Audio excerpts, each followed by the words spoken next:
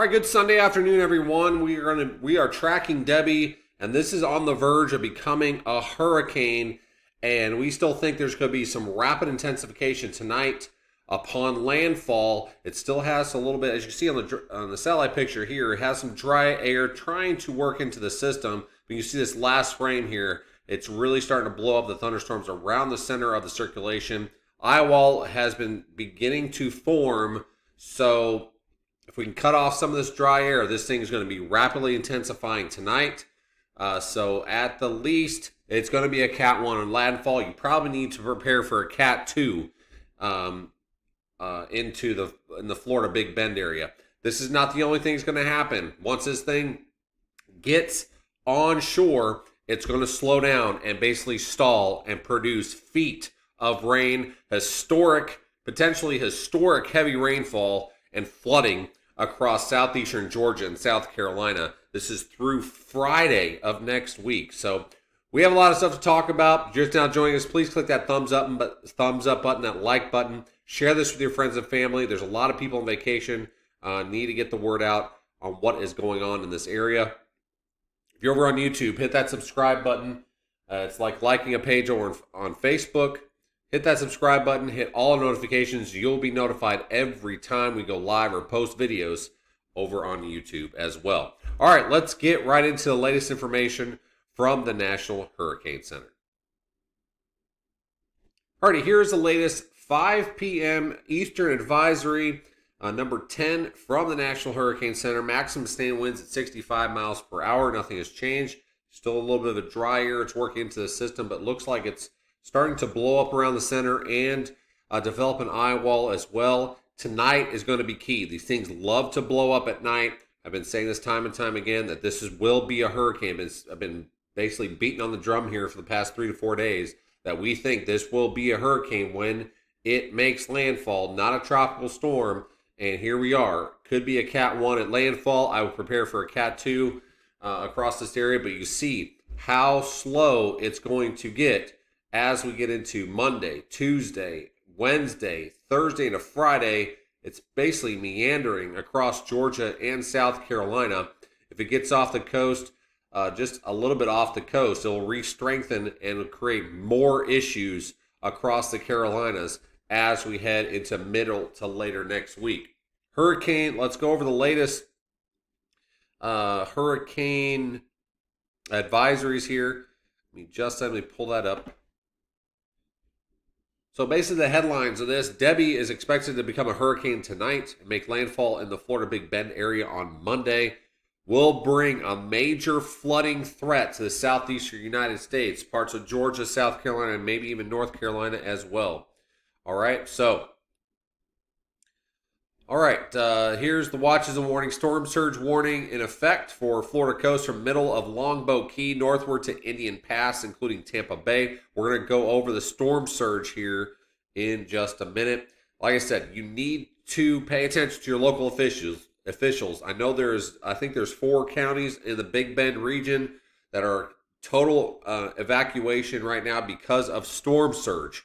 So you need to listen to your local authorities. If they tell you to get out, you need to get out. You do not want to be stranded, because if you do get stranded in your house and you stay behind, the emergency officials will probably not get to you because of the upwards of 10-foot storm surge coming in parts of the Big Bend region. All right, storm surge warning, like I said, Florida coast from middle of Longboat Key northward to Indian Pass, including Tampa Bay, Georgia and South Carolina coast, from the mouth of the St. Mary's River to South Sanity River in South Carolina. Storm surge watch Florida coast from Bonita Beach northward to the middle of Longboat Key, including Charlotte Harbor. All right, hurricane warning. I'm going to have a little bit of better graphic here in just a second, but hurricane warning is in effect from the Florida coast from Suwannee River to Indian Pass. Hurricane watch is in effect for Florida coast south of Suwannee River to Yankeetown. And a tropical storm warning is in effect from south of Suwannee River to Bonita Beach and west of Indian Pass to Mexico Beach as well. Tropical storm watch is in effect for Savannah River to South Sanity River in South Carolina as well. So this is going to be a very dangerous situation, I think, as this system really slows down. Prolonged wind event and prolonged rain event. We're probably talking upwards of 2 feet of rain in a few spots. That is 24 inches of rain, maybe by the end of next week. All right, so let me get you a little bit better graphic here, so I can show you where all the warnings and watches and warnings are at. Alrighty, anywhere in yellow, tropical storm warnings are out. I'm going to zoom in here in just a second. In the peach color, tropical storm watches, and in the pink here, hurricane warnings are out. All right, so let's go over the tropical storm warnings here, basically from Cape Coral all the way to St. Petersburg, Tampa Bay, Spring Hill, up to Ocala, Gainesville, up towards Cedar Key as well. Cedar Key is under a hurricane watch as well. You get up towards Jacksonville under a tropical storm warning.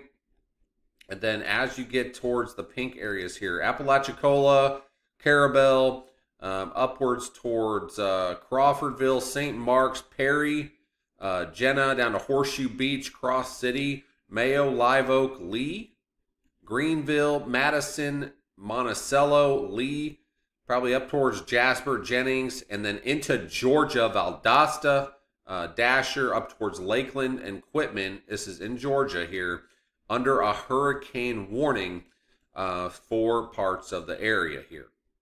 All right, let's take a look at the latest graphics on storm surge. All right, peak storm surge, upwards of 10 feet, basically from Okoloni River over to Suwannee River. This is where we expect landfall back in through here. Big Bend region, 6 to 10 feet above normal high tide. All right, so 6 to 10 feet storm surge possible. You get towards Panhandle here between Indian Pass and Okoloni River, 4 to 6 feet. Indian Pass to Mexico Beach, 1 to 2 feet. Suwannee River to Yankeetown, 5 to 8 feet. And then 3 to 5 feet from Yankeetown all the way down to middle of Longboat Key. This is including Tampa Bay, 3 to 5 feet storm surge. And then Longboat Key, down to Charlotte Harbor, 2 to 4 feet. And down towards Bonita Beach. And the Bonita Beach to Flamingo, 1 to 3 feet. And then, all depending on the track of this system, if it gets offshore here, up here in just off the coast of South Carolina and Georgia, the storm surge will be a lot higher than this. Okay, so right now, National Hurricane Center is thinking from the mouth of the St. Mary's River up to South Sanity River in South Carolina, 2 to 4 feet of storm surge. There's a ton of low-lying areas through South Carolina and Georgia coast here, so need to stay up on the weather. I mean, storm surge is going to be coming in 2 parts of South Carolina and Georgia, and then you have freshwater flooding that's going to be trying to get out, and the ocean is not going to let it get out because of the high water. So we're going to have a dangerous flooding situation for possibly some parts of South Carolina. We're probably talking Hinesville, Savannah, Statesboro, over towards Beaufort, over to Charleston, Myrtle Beach, probably, maybe even upward or up towards Columbia, South Carolina, Augusta, just to name a few places here that could be just absolutely crushed with flooding. Upwards of 2 feet of rain is possible. Let's take a look at the latest rainfall projections from the Weather Prediction Center. All right, this is the latest from the Weather Prediction Center. So as you can see from parts of Florida in the orange here, 8 to 12 inches of rain possible just north of Tampa Bay, all the way towards Jacksonville, through the Big Bend region, getting up towards Augusta, probably maybe 6 to 10 inches of rain there, even up towards Wilmington, North Carolina. This is just over the next through Friday. Okay, this is a 5-day outlook. Okay, so up towards Wilmington, North Carolina, maybe 8 to 12 inches of rain. And then as you get towards, like I said, this is all depending on where this thing stalls out. If it stalls out just off the coast of Georgia here, these rainfall amounts will go up in a big hurry. But any landfalling hurricanes and then tropicals basically turning into tropical storms and just sitting over land for a long period of time. We've seen this in Texas time and time again, where there's been 30, 40 plus inches of rain because of systems like this that come to a grinding halt and sit over the same spots over and over and over, days on end. And I just have a gut feeling that some of these rainfall amounts are underdone. So I do believe, as of right now, the target is from southeastern Georgia through the coastal regions of South Carolina, this is including Savannah, up towards Charleston, as the bullseye as of right now. But I think 16 to 24 inches of rain is possible by Friday. And I think localized amounts possibly even higher than that, depending on where this thing stalls out. And you have banding that comes basically off the Atlantic Ocean here and just smashing the coast here of South Carolina here. So wherever those heavier bands set up to for a prolonged period of time, there's going to be some rainfall amounts, isolated rainfall amounts, probably getting upwards of that 2 feet to possibly 30 inches of rain in isolated spots here. All depends on where the banding sets up, especially across the south or the coastal regions here of South Carolina into southeastern parts of Georgia. So we know this system is starting to slow down, and this is just one model guidance, of course, but this thing's really going to slow down once it starts hitting the Big Bend area of Florida and then slow way down to a crawl. And once where this thing stalls is a big question.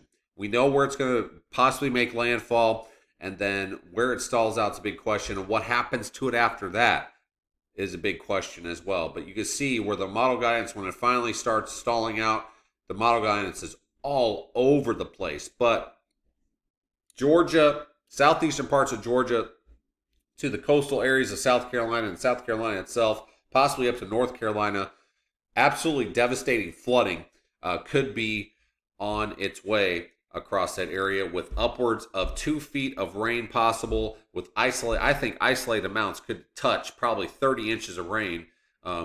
Just depends on where the banding is, like I said, and where this thing exactly stalls out across the area. As you can see how bad these models are or have been. This is why we use experience over models. Okay, so because models are just tools to guide us in the right direction. Okay, but we use basically pattern recognitions. We talked about this 2 weeks ago to our supporters, that there was going to be basically a weakness set up basically from the Bahamas over towards Florida, and that's where we think there's going to be some tropical activity through Cuba and come up through possibly the west or the eastern parts of the Gulf. And this is exactly what's happened. We talked about this, like I said, to the supporters 2 weeks ago, that something was going to happen, and here we are. So here it is on the Canadian. Canadian don't even think it's going to be a hurricane at all. Basically a minimal tropical storm, and we've already exceeded that. So Canadian's thrown out the window here. We go to the European. European thinks it's not even going to make it to a Cat 1 here as we go into later tonight. It's thinking maybe a 60 knot tropical storm, and it's already surpassed. It's almost surpassed that.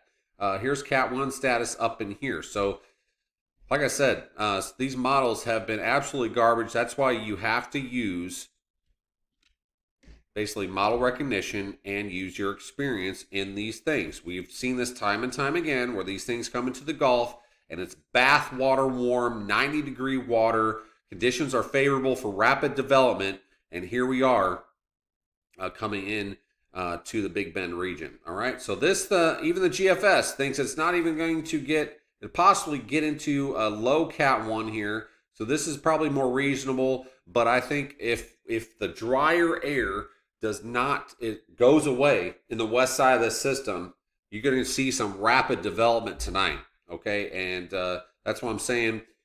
We're expecting a Cat 1 landfall, but you probably need to prepare for a Cat 2 if you're in these regions. Okay?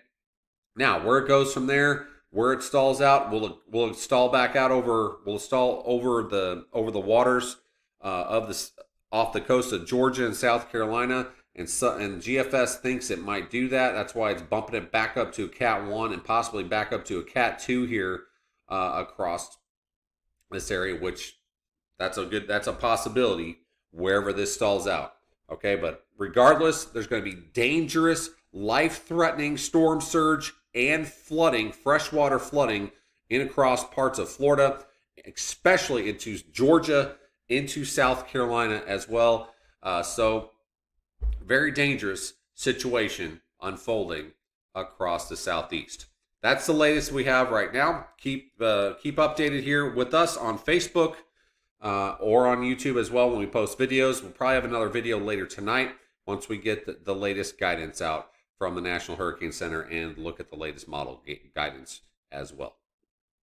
Have a good evening, everyone. Try to stay safe. If you're in harm's way, like I said, you need to prepare for a Cat 2, even though we know there's going to be at least a Cat 1 coming into parts of the Big Bend of Florida. All right, stay safe out there. You need to rush your preparations to completion. And like I said, we will talk later this evening. Stay safe out there.